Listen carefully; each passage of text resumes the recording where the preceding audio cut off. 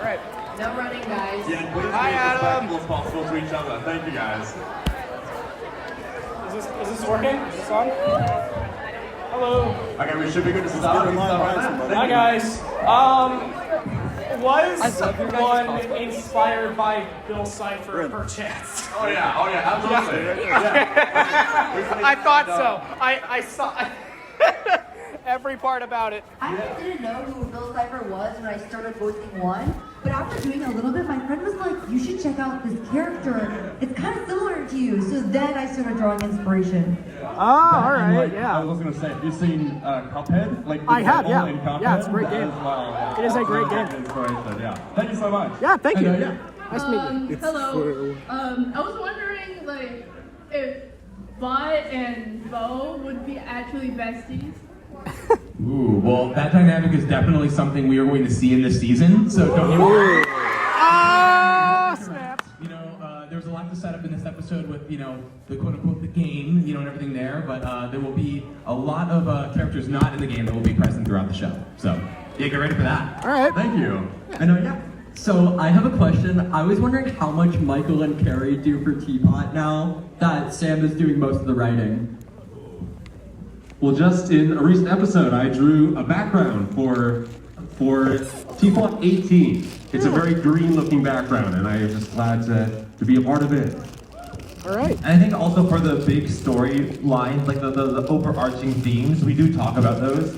But you know, Sam is the one who's writing the more nitty-gritty lines. So if there's something crazy, like if Sam wanted like every character to come bust into flames, I'd be like, no, we're not doing that. Yeah, they're definitely involved. Like if when I went to them with the zombie episode idea, like it wasn't like I could just make it and I just run away. Like I definitely get approval first to make sure it's on brand and everything works. So yeah, they're definitely still involved for sure. Yeah, thank you so much. Great question. And yeah. How much does Spunky physically weigh? I weigh 2,760 pounds. I thought so. I think we all figured that was true. Yeah. Thank you. And yeah. One of the questions I wanted to ask was, during when that scene where Steve Cox was singing The Future Was Yesterday, we saw other objects that were alive. Are they like robots, or are they from a different planet? Because we see that there's no one else since it was made mostly by Leafom. Oh yeah, you mean the other devices that were seen kind of in the background of like the Maple Corporation? Oh yeah. Like the people, like there was like people lying like in like I guess like Ooh, you mean in the song, like in the crowd? Yeah, so I think those are all people that are not made by Steve Cobbs. They are people that exist outside of, you know, the II game and all the contestants we know. So something we want to get into this season is like, what is the world like outside of this small plane that they've all come to know? So we're excited to, you know, dive into that. Yeah. Thank you so much. And yeah. Okay, so I have an air tag actually with me right now. So it's me tag. And anyway, who would be your favorite character from the other show? Nice. I've always thought that Ruby would be a fan of light bulbs. I feel like they give off similar energy. Or is it like us as our Like if they watched the show. like our character? Okay. I think Kendall would be very interested in black hole and learning about their powers. Or like what's your favorite character? Well, this is not my favorite character, but I do think that one would like, or one is my favorite character, but I think one would like Jack from II. Jack is not my favorite character from II. I mean, my favorite's Leafy, and I kind of feel like Leafy would like Taco in II, because Taco was also like separated and, you know, isolated from the cast for a while, so I feel like Leafy would relate to that. Yeah. Yeah. But yeah, thank you so much. Great question. Thank you. And yeah.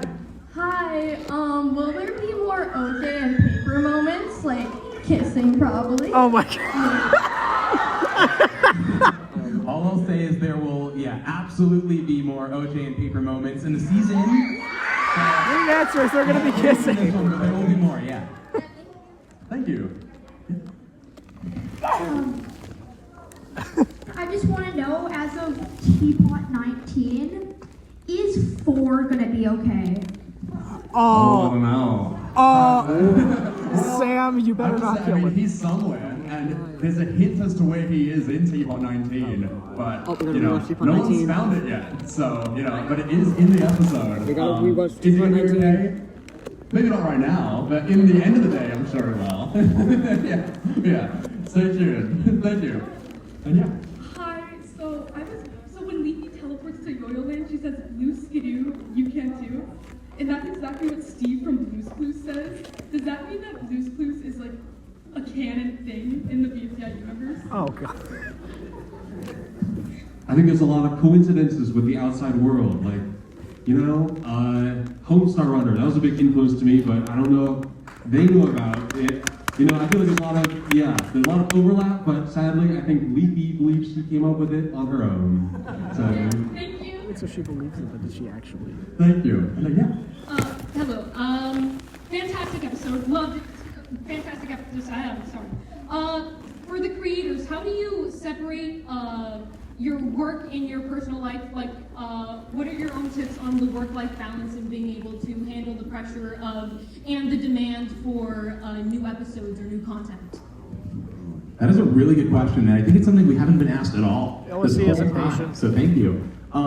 I would say, you know, an easy one, go on walks or strolls, or, you know, just like kind of try to, you know, leave the environment of staring at the screen for, you know, many hours in a row. I think it helps to keep a clear head. So touch grass. But yeah, also as much as we, you know, or at least I love all the fan interaction, sometimes it also helps sometimes not to read every single comment that comes your way and just kind of take a step away from the screen at times. Yeah, I think that's exactly the right advice, because the other day we went to the mountains, and I was thinking the whole time I didn't even touch my phone, and I feel like that is a really good separation. Like, the internet is good to get away from sometimes when you do something like this, yeah. So, Thank you. Yeah, fantastic question, I've never heard that. Yeah, that's super interesting, thank you. And yeah. I had a silly question. My friend and I were thinking about this earlier. What are the contestants' limbs made of? Like, what is their texture? I was gonna ask that too. Well, also, hello. It's okay if I say Hi, Carrie. Oh, hi, Liv. I just wanted to make sure you're okay with it. But yeah, hi, Liv. And it's a really good question because, like, I feel like that's something we haven't touched on, like, ever, because every object is their substance. But I guess I've always felt it's, like, a bit rubbery, kind of like the gelatin lamp where there's, yeah, kind of, you can bend them. Yeah, but I don't know. I guess we have to do more research. You know, test tube, it's time to get to the lab. I have to. Yeah, I know we saw, you know, Lightbring had his foot run over and I guess broke it, and then Piccolo had a broken leg. So I guess they can break their legs, but they can also stretch them really far. So, you know, it's not, you know, we saw Fantastic Four. There's the guy, I forget the character's name, with a really Fantastic. stretchy limbs. Mr. Maybe Fantastic, not that right? far, but, you know, they got a little stretch to them. All right, thank you. Thank you. And yeah. Hi, when one had her room destroyed, is Leafy the reason? That's a great catch. I don't want to spoil anything, but you will find out in Teapot 20. Oh. Yeah.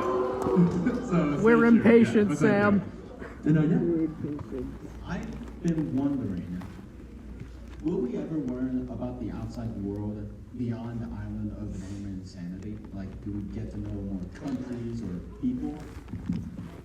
Yeah, I think that is going to be something we get into in the season, and there will be at least a glimpse of that in episode 3. So, Ooh, I haven't said alright. that yet, but yeah, we'll see some of that. Okay. Thank you. And yeah, next question. When did Peter and OJ start dating?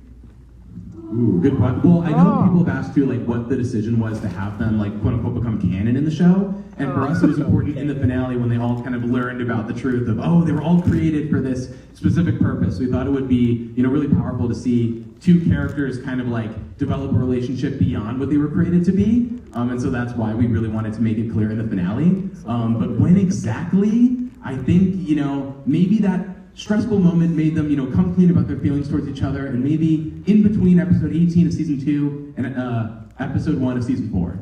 Yeah. Awesome. Thank you so much. And yeah. Okay. Here's my question to Adam Katz. Is it true that Poppy is related to Steve Cobbs due to the same species and voice actor?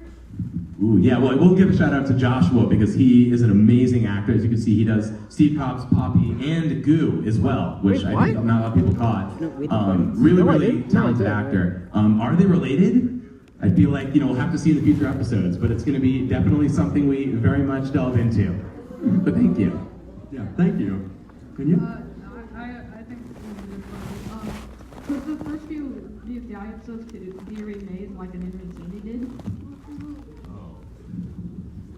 Well, I feel like I really like how season 1 turned out. Like, I feel like it's a product of its time, but I think we want to keep them as they are because it shows like, oh, it's just two 12-year-olds at the time. So I don't want to like erase that part. But, you know, we will bring back other seasons as well. Thank you. And yeah, next question. Hi, I was wondering if you're going to do any more musical elements, like the OSC song, or even just Knott's Journey in Teapot? Well, for Teapot, there was actually a sequel to Just Knott's Journey that was cut from the Exit episode last year. Like, it was meant to come back in that, but we just didn't have time to do it. I would love to do more musical stuff. I've actually kind of thought of doing an entire musical episode of Teapot before, and the only real reason we haven't so far is like, it would just make the production a much bigger cycle, so, but it's definitely something I want to do at some point. Yeah, I mean, II's musical numbers are so good, so yeah. Yeah, I was gonna say, I've seen those fan-made songs of One, which are so awesome. So please request Sam to make a One song in a future Teapot episode. Do you guys want a One song? Yes! Yes! You know what we want! Do we have any musical theater fans in the audience? Yeah, I've done a lot of theater too. I think musical elements really help tell the story. And I think, I know Candle, I think she needs to have a musical moment with a specific silver friend of hers. Oh, it's canon. Oh, it's canon. Thank you so much. Is One working with 2763? Because I noticed in the scene where 4 tries to confront 1, is that inside the moon, all the numbers that have been captured by 2763 were crossed off. I will say the canon in Teapot and the canon in other specials are not connected. So they are different timelines. Not that the same things can't happen in both, but they are just separate things. So currently, as of now anyway, 2763 isn't canon in the main show and is only in the number specials. That could always change, of course, but the One story has been pretty mapped out and 2763 isn't involved, no. But you know, maybe someone else is. Well, I don't know. 3. Yeah, stay tuned. And yeah. I want to say, great job to the team for both the episodes. Just wanted to say, what is like the hardest episode to make? The most difficult. I think for me the hardest to start at least was BFDIA 6, because I think for years there was kind of the idea that like, oh, you can just bring it back whenever you want. But there was a feeling of like the pressure and expectations are so high that I just didn't want to touch it. But I think what really helped is having, the team in there in person to kind of like, we can all motivate each other and be like, you know what? The idea you have is actually pretty good. Put in the episode. I think that's what finally made it possible. And I'll say too, definitely season 2, episode 18, I think for us, it was a 47-minute episode, so I think it still is the longest episode in the series, and it had, 3 musical numbers and tied together so many plot lines that existed over 10 years, so I think absolutely that one for now, yeah. Yeah, and for me, I would say it was Teapot 15, like the time travel episode, because it had to be part 2 to a BFDIA, which actually began production slightly later than Teapot 15 did, because IA 16 was still in production when it began. So it was a very complicated process, and then trying to map all these like timelines and then the changes, that was very difficult. So yeah, I would say that's the hardest for us. Yeah. Thank you so much. Hello. This is a question specifically for the creators of Inanimate Insanity and BFDI. Do you guys have any specific advice for people who might want to create their own object shows or something like that? Yeah, I definitely say don't be afraid to fail. If you look at the first episodes of both series, they are very different than the ones you just saw today, and it's a result of 15 years almost of just making things over and over and over and over again. So just know whatever you make first is not going to be as great as the 20th time, and that's okay. Yeah, and I would also just say experiment. Even the 9th episode doesn't have to be the best one, but if you try something different, you might find something that works. or it might completely not. But like, I think it's good to take risks and fail than like try to keep it just as simple as possible, but it's just always consistently like fine, you know? So yeah, I would say just try to take risks, do like weird stuff. Yeah, and good luck. Yeah, good luck with that. Thank you. And yeah. Hi, in season 1, episode 8 of Inanimate Insanity, Foreseeing the Future, when MePhone 4S generates cookies on a plate, how did he do that without the like meeple egg alien thing, you know? No, that's a really, really good question, and one that I don't think I've ever been asked. Yeah, because at the time, this was before, MePhone 4S had given up, sacrificed himself for MePhone, so he did not have the shimmer energy. So I think, he had some sort of maybe different technology that allowed him to generate, small things like cookies, but maybe not like an entire maze, or like a spaceship or anything like that. So yeah, very limited powers, but some clearly. Thank you so much, and I will say, we only have time for a few more questions. I'm so sorry if we can't get to you. We'll try and get through as many as we can. All right. Yeah. How old is MePhone 4? Like, what time was he made? Yeah, no, it's a really good question because he does say at times like, I'm only a few years old. So I guess that's not super clear, the canon of the entire series, how long it is. But I know he's very much inspired by the iPhone 4, which I think came out in was it literally 2010, 2011 when the show was revealed? So, maybe, I feel like less than that in the canon. So maybe around 5 or 6 years, I'd say. Awesome, thank you so much. Hi, I'm sorry, Michael, I know you're sick, but can Force say nothing beats a Jetsu holiday? Nothing beats a Jetsu holiday. I need to go and pitch that up for semitones. This is a question I've had for a while, but will Teapot have a rejoin? I mean, I feel like you guys don't want to rejoin, What? I mean, do you guys want to rejoin? Yes! Yeah. You write the show, we have to tell you. I mean, yeah, I would say we should. Yes! So that's all I'll say. The BFBers. Yeah. Thank you. They get a chance to redeem themselves. They sucked. Teapot 19. Is there anything with Can Beat 1 in it? Ooh, in that episode, I don't know. I think she had it all pretty nailed down. I think she had all their plans come together really well. But I think she's left some cracks open that might be her downfall. Who knows? What do you think, Emily? Well, I think that I finally have my powers. I do have some powers, but not enough. She said it. She said the thing. Thank you. So this is a question from One. Hello. Hi, One. What's your favorite contestant except for Pencil? Who's my favorite contestant except for Pencil? Yeah. Oh, well, I feel like Gady was one of the first contestants I really went after, so, Wait, who's Gady?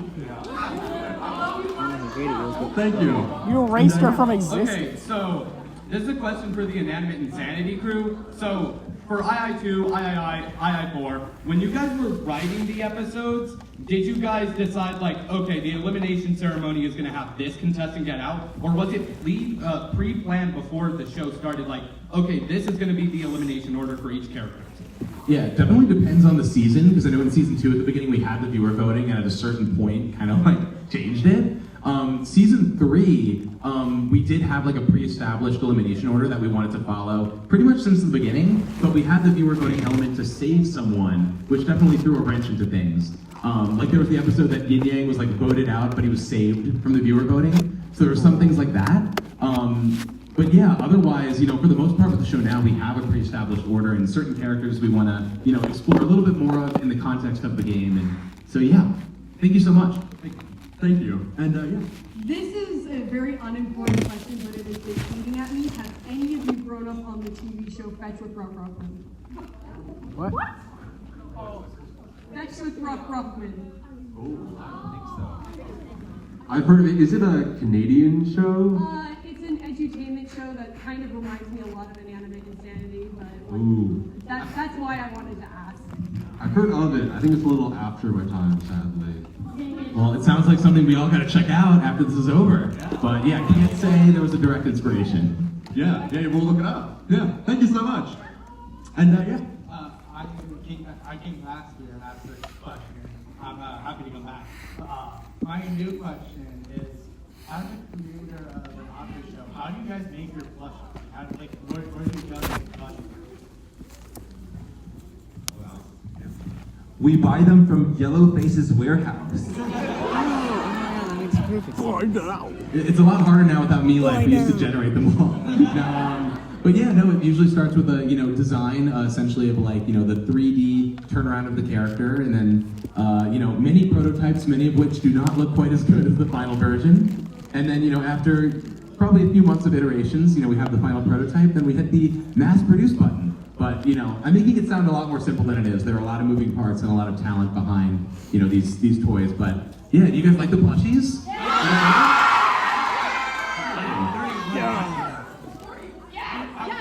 Thank you so much. Thanks, mate.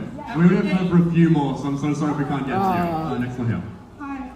So I was wondering about Steve Cobb's parents, because in season 2, episode 8, he says he doesn't talk to them anymore. Will we know why he doesn't talk to them anymore at all? I think you will, probably. So, there's definitely some stuff to get into there, but yeah, that catch is great because, that was before even Kathy brought up her parents and all that other stuff, so that was like way back in the day. But yeah, good catch on that. Thank you so much. We only have time for like 2 more questions, so I'm sorry if we can't get to you. Okay, so I was wondering, what did 3 do to get like locked up? Because we know like 1 got in the moon for obvious reasons, but what 3 do? Yeah, well, it's tough because I feel like, I have all the answers right here, but I don't want to spoil anything. But you will see this year. Like, you will see very soon. So I would just say stay tuned for that. Yeah. Thank you so much. And yeah, final question right now. Thank you. I'm going to pick a silly one. We know Thor is a really big Bfdi fan, so who did he vote for in the final 3?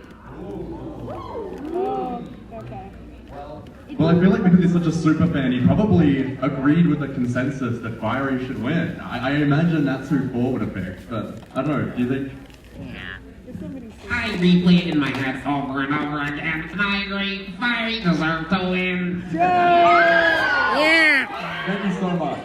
And that ends the Q&A. Thank you all so much. I will just say, you've been an extremely respectful audience and amazing questions. Like, we haven't heard the majority of these, so thank you all so much. All right. Thank you for coming. Thank you. Have a good time in Seattle. It's nice here. If not, we hope to see you again. Thank you all so much, guys. Thank you.